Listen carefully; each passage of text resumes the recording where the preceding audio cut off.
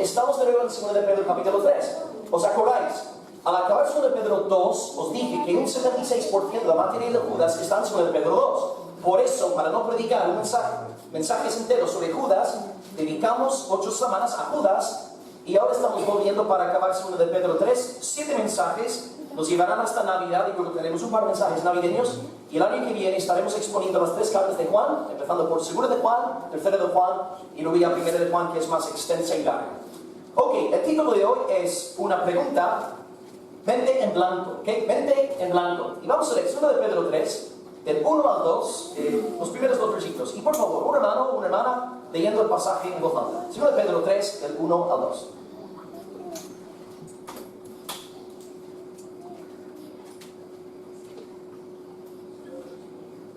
Queridos hermanos, esta es ya la segunda carta que les escribo. En las dos he procurado refrescarles la memoria para que, con una mente íntegra, recuerde las palabras que los santos profetas pronunciaron en el pasado y el mandamiento que dio nuestro Señor y Salvador por medio de los apóstoles. Ok, estamos ahora en 2 de Pedro capítulo 3. Ya que llevamos tanto tiempo sin estar en este libro, os volveré a decir algunas cosas que ya sabéis, pero simplemente para que nadie aquí esté perdido, porque en estos últimos 2-3 meses han venido nuevas personas a la iglesia y por lo tanto podrían estar perdidas. Así que simplemente a modo de, resumen de todo lo que hemos visto. En 2 de Pedro capítulo 1 el tema es la seguridad de la salvación.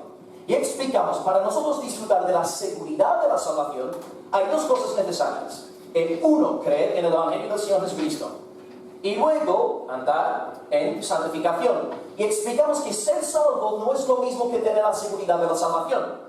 Somos salvos gracias al Evangelio de Cristo. Pero para tener la seguridad de la salvación, el gozo de la salvación, tenemos que esforzarnos en nuestra santificación. Este fue lo que vimos en capítulo 1. La seguridad de la salvación a través de la sangre derramada de Cristo y a través de nuestro esfuerzo en la santificación. En capítulo 2, ya que hemos predicado de Judas, lo tenemos más fresco, ¿no? Capítulo 2 habla sobre los falsos hermanos. Hermanos que están fomentando el pecado dentro de la iglesia y están predicando una teología pervertida y falsa. Y esta teología pervertida produce vidas pecaminosas. Y estas personas estaban burlando de los mandamientos del Señor. Así que, capítulo 1, seguridad de la salvación. Capítulo 2, falsos hermanos, falsos maestros predicando otro evangelio. Y ahora capítulo 3, lo que vamos a ver en estas semanas, casi todos los sermones, en algún momento vamos a hablar sobre la segunda venida. Porque en capítulo 2 tenemos falsos maestros. Y ellos negaban la importancia del pecado porque decían que Cristo no va a juzgar. Cristo no vuelve por segunda vez con el fin de juzgar a los impíos. Usaban esta mentira para justificar sus vidas de pecado. Así que ahora estamos entrando en 2 de Pedro, capítulo 3. Hemos leído los primeros 2 versículos y tenemos hoy 3 puntos. Y son los siguientes. 1. La carta de Pedro. 2. La mente de los creyentes. De ahí el título, Mente en Blanco. La carta de Pedro. 2. La mente de los creyentes. Y número 3, la palabra de Dios. Repito, 1. La carta de Pedro. 2. La mente de los creyentes. Y número 3, la palabra de Dios. Así que empezamos con la carta de Pedro, versículo 1. Dice: Amados, esta es la segunda carta que os escribo. En ambas cartas despierto con exhortación vuestro limpio entendimiento. Muy bien, aquí estamos no con Judas, sino con el autor de 2 de Pedro, el cual se llama Pedro. Pero hoy no hay chocolates, porque esta pregunta ha sido muy fácil, lo siento mucho. Pedro está hablando en términos autobiográficos. Él habla de sí mismo, diciendo a los hermanos de Asia Menor que él está escribiendo por segunda vez. ¿Y cómo se llama la primera carta que escribió Pedro? Primera de Pedro. Entonces, primera de Pedro y segunda de Pedro son 2 cartas escritas a las mismas personas. Y la primera carta fue escrita en primera de Pedro 1:1, dice a los hermanos de Ponto, Galacia, Capadocia, Asia y Bitinia. Pedro entonces está escribiendo esta segunda carta a las mismas 5 iglesias. Una segunda carta a iglesias gentiles. Pedro está escribiendo a gentiles. Daros cuenta, aquí estamos con un ex fundamentalista judío y ahora ama a sus hermanos gentiles. Su deseo es fortalecer su fe. Él quiere animarlos en el Señor para que sigan adelante en pos del Señor Jesucristo. Y daros cuenta, en primer lugar, versículo 1, Pedro, ex fundamentalista judío, se dirige a los gentiles diciéndoles: Amados, amados. Pensad en Pedro, hermanos. Pensad cuando él entró a la casa de Cornelio. Casi no quería entrar diciendo, tú sabes cuán abominable es que un hombre judío entre en la casa de un hombre gentil. Y luego os acordáis en Antioquía, años más tarde, Pablo tuvo que reprender a Pedro cara a cara porque Pedro se iba distanciando de los creyentes gentiles. Pero hermanos, fijaos en qué pedazo de milagro del Espíritu Santo. Pedro, tan orgulloso, tan nacionalista, tan fiel a sus raíces judías, ahora puede dirigirse a gentiles, a perros como nosotros, a cerdos como nosotros, y nos llama amados. Hermanos, esto es uno de los mayores milagros en el Nuevo Testamento. Dios transforma el corazón de su pueblo. Los creyentes entonces, seamos judíos o seamos gentiles, somos grandemente amados. Bueno, en primera instancia, grandemente amados por Dios el Padre, Dios el Hijo y Dios el Espíritu Santo. Dios el Padre te ama porque te escogió antes de la fundación del mundo. Dios el Hijo te ama porque entregó su sangre por ti en la cruz. Dios el Espíritu Santo te ama porque te regeneró y te está santificando. Pero tú, hermano, no solamente eres amado por el Dios triuno, eres grandemente amado por todos los creyentes. Tú eres amado por Pedro, tú eres amado por las 5 iglesias de Asia Menor, tú eres amado por todos los santos, de todos los que nos... Hay un amor entre la familia de Dios, el pueblo de Dios, un amor que sentimos los unos hacia los otros. Yo amo a Álvaro y Álvaro me ama a mí, ¿verdad? Me amas, ¿verdad? Yo amo a Arianis me ama a mí. Hay un amor de parte de Dios y hacia Dios, y hay un amor hacia los hermanos y de los hermanos hacia nosotros. Somos grandemente amados. Así que Dios entonces ama a su pueblo, y Pedro aquí dice que los de Asia Menor son amados. Y contrasta esto con todo lo que hemos predicado en el capítulo 2, sobre falsos maestros, sobre lobos, sobre apóstatas, sobre gente que divide a la iglesia, según Pedro capítulo 2. Pedro ahí no habla de estas personas como amadas. No habla de ellos como gente del Señor, sino de pecadores bajo la ira de Dios, y pone por ejemplo a Balaam, Sodoma, Gomorra, el diluvio de Noé, etc.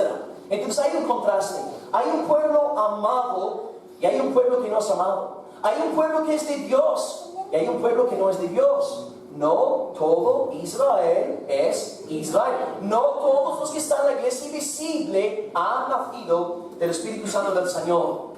Así que este amor nos anima cuando nos veamos rodeados de falsos hermanos y falsos maestros, porque vemos corrupción, vemos pecado, vemos decadencia, pero al saber que somos amados por Dios, seguimos adelante con ánimo. Bien, amados, seguimos con el versículo 1. Esta es la segunda carta, porque claro, la primera es primera de Pedro, la segunda carta que os escribo, y en ambas cartas, primera de Pedro y segunda de Pedro, despierto con exhortación vuestro limpio entendimiento. Daros cuenta de algo aquí. Pedro quiere que la iglesia se despierte. Es posible que haya un cristiano adormecido. Es posible estar dormido a nivel espiritual. Por ejemplo, en 2 Pedro 1, versículo 9, Pedro habla de los que son ciegos y de los que tienen la vista muy corta. Uno puede ser un cristiano apagado. Uno puede ser un cristiano tibio. Tal persona es un cristiano cuyo fuego no está ardiendo. No hay señales de celo espiritual en su vida. La energía espiritual está ausente. No hay pasión por Dios, no hay pasión por su pueblo, no hay pasión por la santidad del Señor. Y como vimos en el capítulo 1, para avivar el fuego, para tener este gozo de la salvación, esta seguridad de la salvación, tenemos que esforzarnos en nuestra santificación, esforzarnos en los medios que Dios nos ha otorgado por sabiduría suya. Y si nosotros no hacemos un buen uso de los medios de la gracia, nos creemos más sabios que el Señor Dios Todopoderoso. Bien, amados, el Evangelio entonces es la buena noticia de que Cristo ha muerto por nosotros, pero también tenemos que esforzarnos en nuestra santificación para experimentar el gozo y la alegría de nuestro Señor. Y no confundamos estas dos cosas. No confundamos el Evangelio con la santificación. Tú vas al cielo porque Cristo murió por ti, punto. Pero luego en esta vida tienes que esforzarte en tu santificación para andar en el gozo y en la plenitud del Señor. Así que para acabar este primer punto, quisiera llamar vuestra atención hacia un dato más de interés. Pedro está escribiendo esta carta en el año 65, 66. Pedro ahora es un abuelito. Pedro ya tendrá sus 70, 80 años. ¿Y qué hace Pedro con su tiempo libre? Escribe cartas edificando la iglesia del Señor. Fijaros, Pensamos, no, los jóvenes tienen que seguir en la iglesia, los jóvenes tienen que llevar la carga, los jóvenes tienen que esforzarse. Hermanos, aquí tenemos un abuelo 70 añeros y sigue esforzándose en las cosas de Dios. Entonces, como regla general, los que cuando son jóvenes se entregan al Señor y sirven a Dios con pasión, cuando tengan 70 años, siguen sirviendo al Señor. Pero los que siempre están poniendo pegas cuando son jóvenes, cuando tengan 70 años, también estarán poniendo pegas. Hermano, te animo. Si un abuelo de 70 años estaba tan entregado al pueblo del Señor, edificando a la iglesia de Dios, haz tú lo mismo. Dedica tu tiempo, dedica tu pasión a edificar al cuerpo del Señor Jesucristo. Para cerrar entonces este primer punto, te recuerdo, hermano, que tú eres grandemente amado. Dios el Padre te ama. Dios el Hijo te ama. Dios el Espíritu Santo te ama. El pueblo redimido de Dios te ama. Álvaro te ama. Ariadnis te ama. Eres grandemente amado por el Señor. Y ya que eres grandemente amado por Dios, sé fuerte en medio de la tribulación.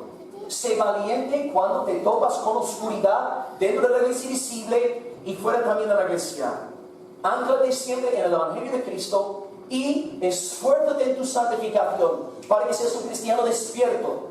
Esperemos pues que no haya nadie entre nosotros apagado, adormecido, sin celo por el Señor. Pasemos al segundo punto en esta mañana, la mente de los creyentes. Finales del versículo 1 y luego versículo 2.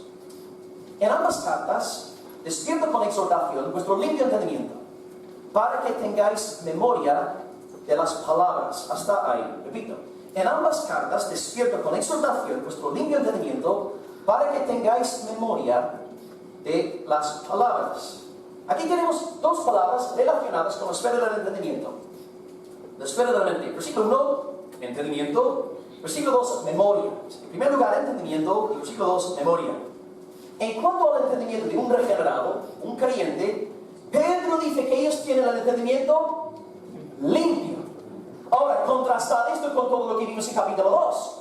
Cuando hablando de los falsos maestros y los falsos hermanos, ellos tenían la mente corrupta, corrompida, eran manchas, eran inmundicias, según el 2, versículo 13.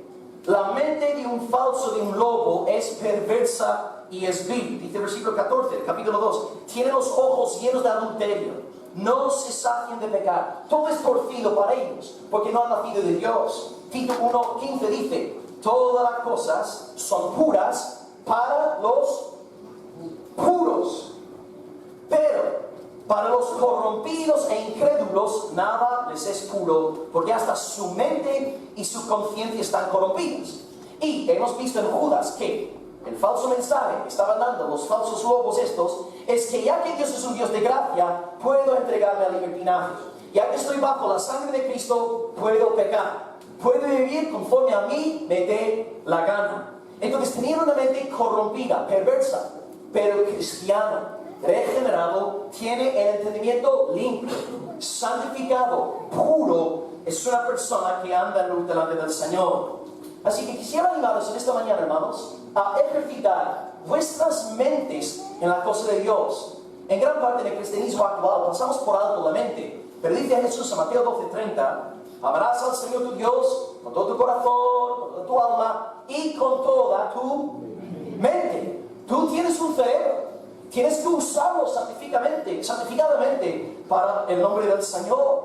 No podemos decir amén a todo lo que nos predican desde el púlpito. Hay que usar nuestra mente para discernir entre lo bueno y lo malo. Porque si no usamos la mente, vamos a ser engañados por los impostores del capítulo 2.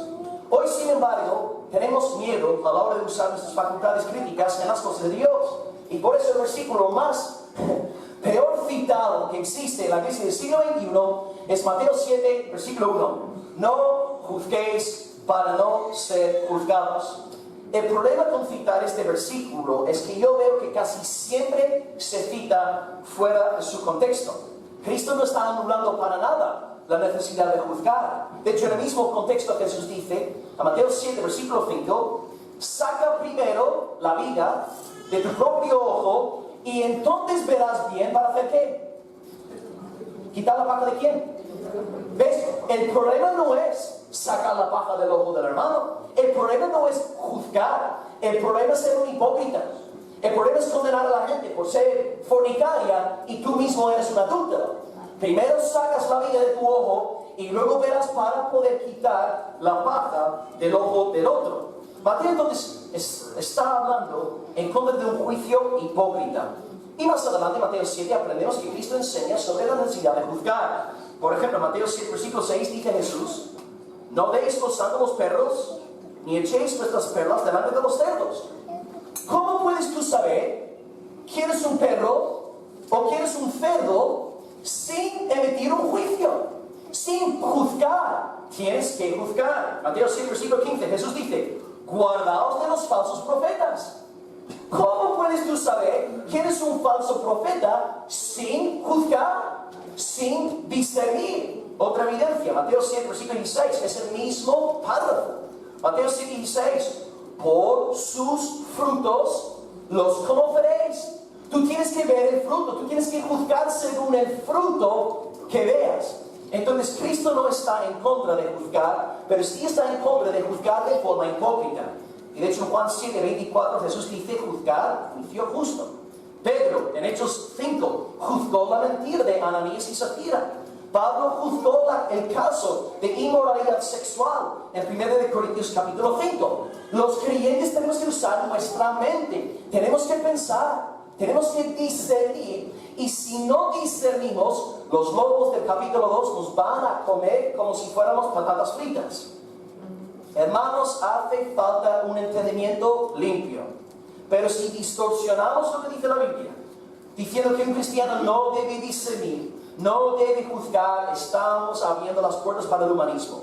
Estamos abriendo las puertas para la sabiduría psíquica. Estamos abriendo las puertas para la mundanalidad en la iglesia. Los falsos profetas prosperan hoy porque no hay discernimiento en la iglesia de Dios. Los falsos profetas no prosperan en iglesias bíblicas porque el pueblo ha sido instruido.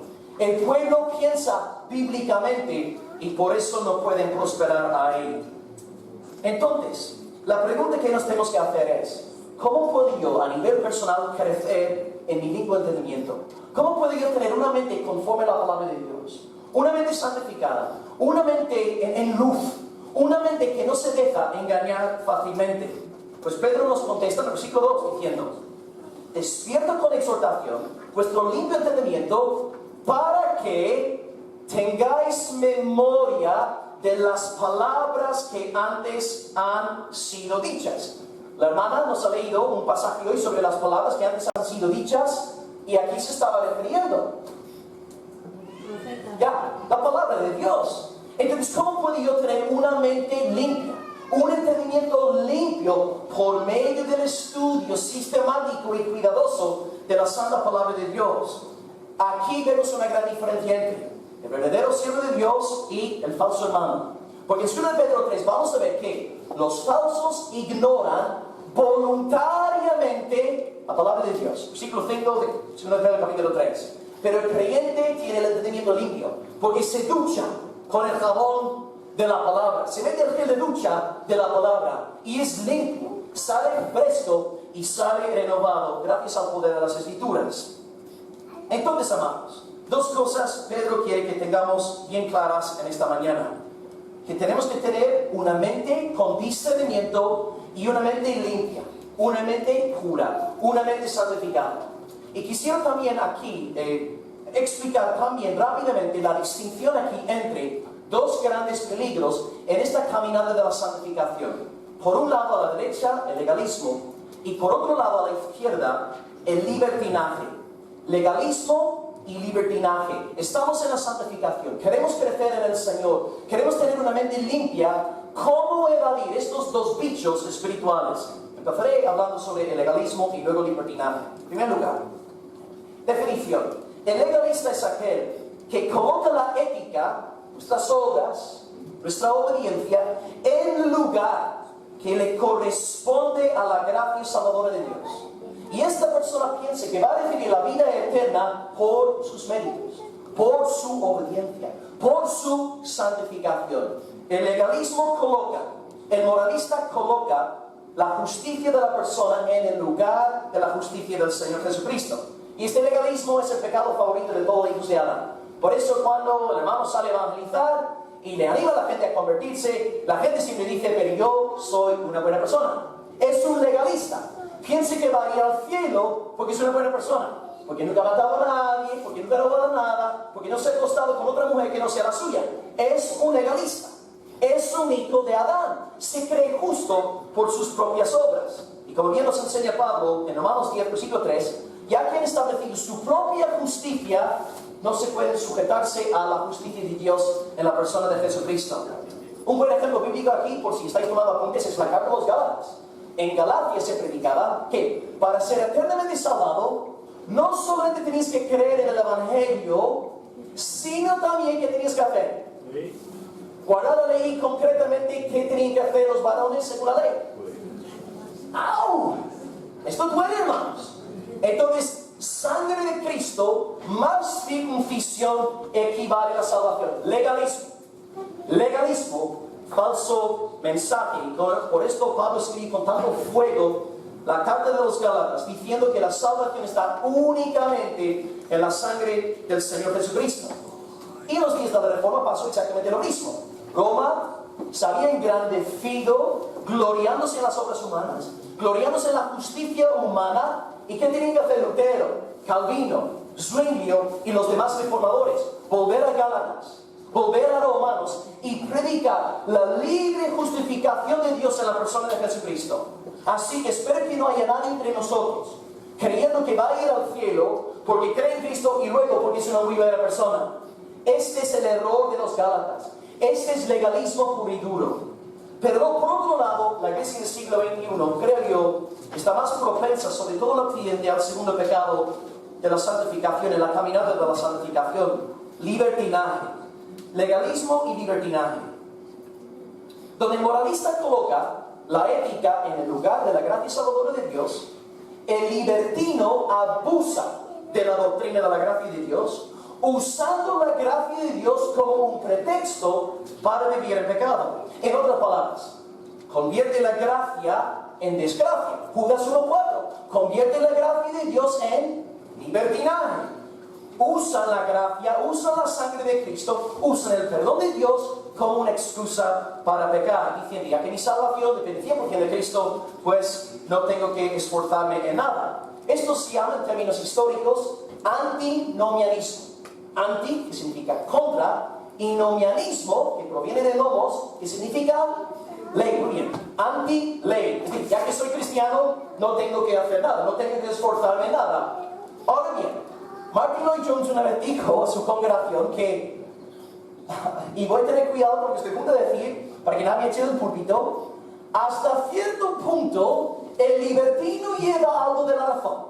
Porque es verdad que todos somos salvos únicamente por la imputación de la sangre de Cristo. Ahí estamos de acuerdo todos, pero ¿dónde está el problema con el libertino?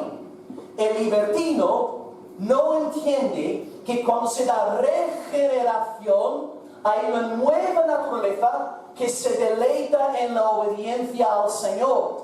Hay un nuevo corazón, hay un nuevo espíritu. Y si es cierto, somos justificados 100% por Cristo, pero ya que somos salvos, tenemos una nueva naturaleza y ahora nos da gozo andar en pos del Señor. Por esto para nosotros es un deleite leer la palabra de Dios. Es una delicia orar. Es un gozo, un manjar estar con el pueblo de Dios, porque hay un nuevo corazón, hay una nueva naturaleza y deseamos estas cosas. Tito 2:14 dice: Cristo se dio a sí mismo por nosotros para redimirnos de toda iniquidad y purificar para sí un pueblo propio, celoso de buenas obras. ¿Ves? La gracia salvadora de Dios revelada en Cristo produce fruto, produce vidas encendidas para la gloria del Señor. Tengamos cuidado entonces con el mensaje libertino. ¿Cómo entonces como iglesia podemos evadir estos dos monstruos? La solución reside en la propuesta que Pedro nos ofrece: entender la distinción entre el Evangelio y la santificación. Vamos al cielo gracias al Evangelio. Cristo ha muerto por mí, Cristo resucitó al tercer día y en base a su justicia yo voy al cielo. Pero por otro lado, ahora que soy salvo, abundo en buenas obras. Soy una higuera fructuosa. Me esfuerzo en las cosas del Señor, pero no para ganar la salvación, porque este ya es legalismo. sino como una muestra de amor hacia mi Dios, sino un desbordar de gratitud al Señor Dios Todopoderoso. Por lo tanto, amados, en esta mañana, si vosotros captáis bien esta distinción apostólica entre el Evangelio y la santificación, podréis vivir vidas cristianas felices, contentas. ¿Estáis en paz por la noche? ¿No estáis toda la semana pensando que habéis perdido vuestra salvación? ¿Descansáis en Cristo? ¿Pedís perdón por vuestros pecados? Y luego os levantáis en el poder del Señor y seguís adelante en obediencia a Dios. Gozaos, ovejas del Señor. Vuestra salvación está en Cristo. Pero ahora, ya que habéis sido salvos, andad en obediencia. Andad en luz, alabando a aquel que te salvó de la muerte eterna. Sé diligente, amado, en disciplinar tu mente en cuanto a estas cosas, porque al confundir el Evangelio con la ética, entramos muchas veces en cautiverio espiritual. No tengas miedo de usar tu cerebro, piensa bíblicamente, y al cultivar tu mente, no caigas en estas dos trampas, o de legalismo o de libertinaje. Y ahora bien, vamos a acabar con número 3, la palabra de Dios, y esto va muy bien con lo que leyó la hermana en el tipo de oración hoy. Acabo el versículo 2 diciendo: para que tengáis memoria de la palabra que antes han sido dichas por los profetas, el Antiguo Testamento, del mandato del Señor y Salvador, dado por vuestros apóstoles. Así que los profetas nos escribieron en el Antiguo Testamento, y los apóstoles nos relataron las palabras de Cristo en el Nuevo Testamento. Entonces Pedro aquí está diciendo: un cristiano fuerte tiene que alimentarse del Antiguo Testamento y del Nuevo Testamento, siempre estar sujeto a la dulce y preciosa palabra de Dios. Pedro alude a los profetas y a los apóstoles y al Señor Jesucristo. Y entonces aquí lo que quiere hacer es fundamentar su autoridad de lo que va a decir capítulo 3 en las Sagradas Escrituras. Porque más adelante vamos a ver, en estas semanas que se acercan, los falsos maestros están diciendo que Cristo no juzga. Cristo no es juez. Cristo no va a juzgar a nadie. Y Pedro nos va a recordar que todas las Escrituras van en contra de esta falsa doctrina predicada y propagada por estos falsos maestros. Así que Pedro entonces es la personificación de un creyente diligente con su mente. Sabe que hay falsos maestros, sabe lo que están predicando, pero Pedro no dice amén. Pedro no les da un abrazo de amor en el Señor. Pedro no aplaude. Pedro analiza su enseñanza, dice que son mentirosos y anima a la iglesia a alejarse de esta línea humanista porque no creen ellos en la ira del Cordero. Y critica su falsa doctrina citando dos autoridades, la del Antiguo Testamento y la del Nuevo Testamento. Simplemente por si alguien aquí entre nosotros tuviera alguna duda, el Antiguo Testamento y el Nuevo hablan muy claramente de la segunda venida del Señor. Y sí, es verdad. Por un lado va a ser un día de gran gozo, de gran alegría. Lo que vimos el viernes de Isaías 25, manjares suculentos, vinos refinados. Vamos a comer Ferrero Rocher todos los días, de toda la eternidad. Va a ser un día de gloria, hermanos. Va a haber comida irlandesa en abundancia para todos vosotros y todo composta por parte de nuestros hermanos húngaros. Hermanos, el cielo va a ser glorioso. Pero, hay otra parte. Hay otra cara de la moneda que no se predica muy a menudo y que querían eliminar ya en el primer siglo. La verdad es que además de ser un día de salvación, va a ser un día de condenación. Va a ser un día de juicio. Va a ser un día de gran destrucción. Malaquías 4:1, por ejemplo, dice: el día del Señor viene como horno, y aquel día abrazará a todos los soberbios que hacen maldad. Aquí percibimos entonces la diferencia entre un verdadero profeta de Dios como Miqueas y un falso profeta. El verdadero te predica la palabra y te predica todo el consejo de Dios, las cosas agradables y las cosas no agradables. Pero el falso maestro, ya que no tiene puerta estrecha en él, solamente habla sobre las cosas bonitas. Porque si habla sobre las cosas no tan bonitas, va a perder clientela, va a perder miembros de la iglesia, se van a ir de la congregación. Pero hermanos, la iglesia existe para que la palabra sea predicada. Y si la gente no quiere la palabra de Dios, pues ánimo, adelante. Tenemos que ser fieles al Dios de la iglesia. Por eso Jesús dice en Lucas 6:26: ay de vosotros cuando todos los hombres hablen bien de vosotros, porque así hacían sus padres con los falsos profetas. Un predicador que no tiene enemigos, un predicador que no tiene adversarios, un predicador que no le cae mal a la gente. Este predicador tiene que analizarse muy detenidamente. Es muy difícil asistir a una iglesia evangélica en esos días y escuchar un mensaje sobre el Hijo de Dios, escuchar un mensaje sobre la condenación venidera, porque predomina un espíritu light que no toma la santidad del Señor en serio. Muchos predicadores no quieren decir nada sobre el día del Señor porque no quieren ofender a la gente. Son esclavos del hombre y no son siervos del Señor Jesucristo. Si tú predicas hoy sobre el Hijo de Dios, te van a decir de todo. Tú no tienes amor, tienes que ser más blando, tú eres muy duro, tú eres una persona endurecida, tú eres feo, tú eres del diablo. No, la cosa más amorosa que un pastor, un predicador puede hacer es advertir a su iglesia acerca de la ira venidera. Yo no quiero que nadie aquí vaya a la condenación eterna. Y yo quiero que si tú vas a ir al lago de fuego y azufre, que tú pases primeramente por mi cadáver, que yo luche por tu vida, pero sería un acto de negligencia si no te advirtiera sobre la condenación eterna de los impíos. Hermanos, oremos que no solamente aquí en Almería, pero en toda España y Europa, Dios levante a predicadores de su palabra. No solamente predicadores bonitos, sino predicadores que dicen las cosas claras de parte del Señor. Y volvamos al versículo 2. El mandamiento del Señor y Salvador dado por vuestros apóstoles. Es decir, Pedro está diciendo lo que Cristo le había enseñado. Pedro predica sobre la ira de Dios porque él aprendió de la ira de Dios a los pies del Señor Jesucristo. Pedro conocía su Antiguo Testamento y Jesús enseñaba conforme al Antiguo Testamento, y ahora Pedro, 30 años más tarde, enseña exactamente lo mismo. Y por eso, ¿qué hago yo hoy, 2000 años más tarde? Os digo lo que Pedro ha dicho por el poder del Espíritu Santo. Repetimos las enseñanzas de nuestro Maestro.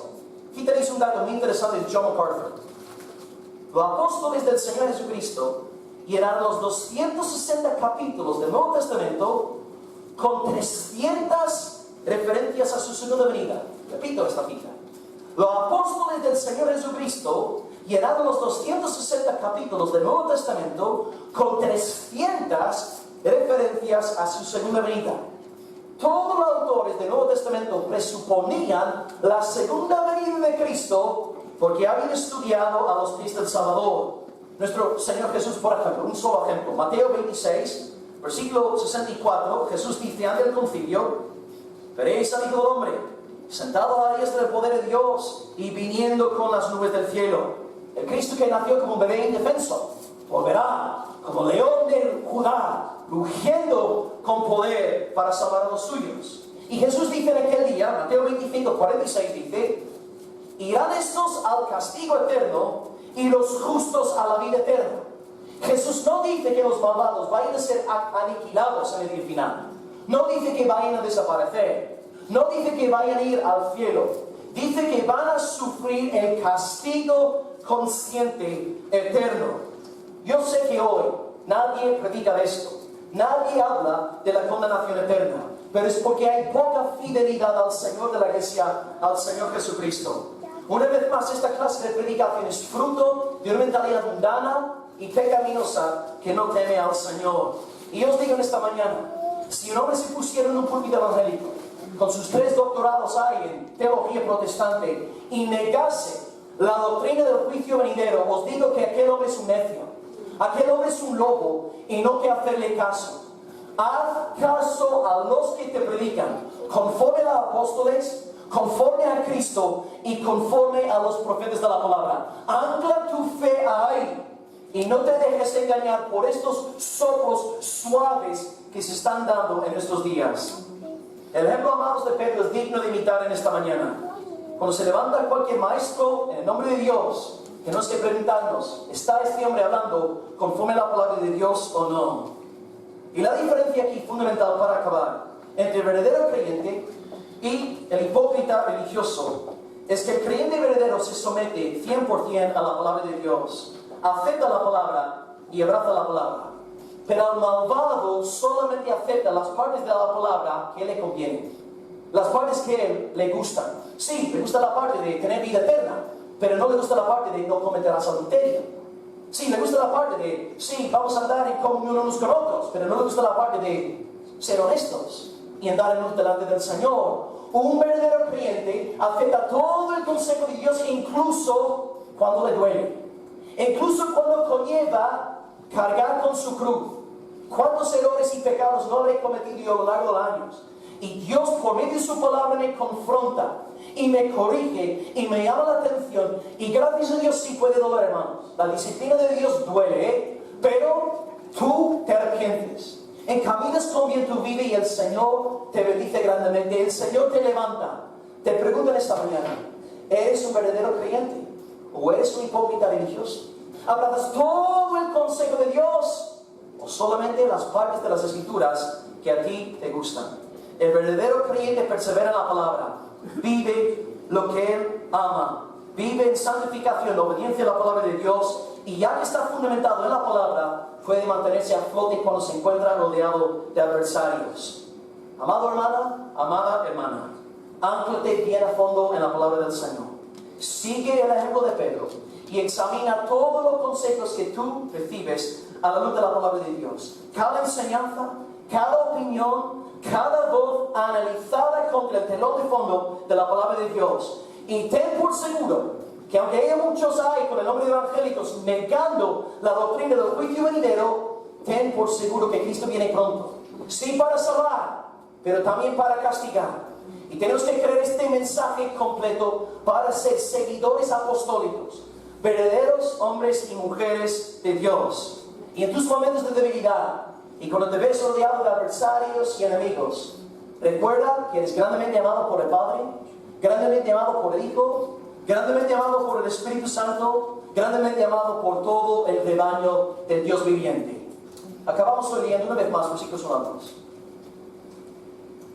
Amados, esta es la segunda carta que os escribo, y en ambas despierto con exhortación vuestro limpio entendimiento, para que tengáis memoria de las palabras que antes han sido dichas por los profetas y del mandamiento del Señor y Salvador dado por vuestros apóstoles. Hemos visto hoy tres cosas, hermanos. Uno, la carta de Pedro. Arrancamos demostrando que un ex fundamentalista judío llama a los gentiles amados, milagro, bendito milagro, como el Señor vence las barreras sociopolíticas. Y Pedro ancla a los hermanos en el amor de Dios y les hace recordar que tienen que anclarse siempre en el Evangelio y andar en santificación. En segundo lugar, en cuanto a la mente de los creyentes, hemos visto que podemos cultivar nuestra mente ejerciendo discernimiento. Hemos explicado que no es pecado juzgar, aunque muchos hoy digan lo contrario porque sacan textos fuera de su contexto. Y también necesitamos tener un entendimiento limpio, purificado, santo, santificado. Y he procurado trazar muy cuidadosamente la distinción entre el Evangelio y la ética. Porque si no mantenemos bien esta división, o caeremos en el legalismo por un lado o en libertinaje por el otro. Hemos explicado, y repito, simplemente para que quede bien claro, somos justificados únicamente en base a ¿qué? Y punto. Hasta ahí los libertinos llevan la razón. Pero el que verdaderamente ha sido justificado tiene una nueva naturaleza. Y esta nueva naturaleza es impulsada a obedecer al Señor. Ahí está la distinción. Y esta nueva naturaleza, con las buenas obras que hacen, no nos hacen dignos de salvación eterna. Mantener esto, hermanos, bien claro, que no haya confusión en la iglesia del Dios vivo. Y para acabar la palabra de Dios, entrelazando lo que el hermano nos ha leído en el tiempo de oración, Pedro va en estas semanas a defender la doctrina de la soberanía de Cristo, no solamente para salvar, sino también para juzgar, y empieza el capítulo ya estableciendo aquí la autoridad.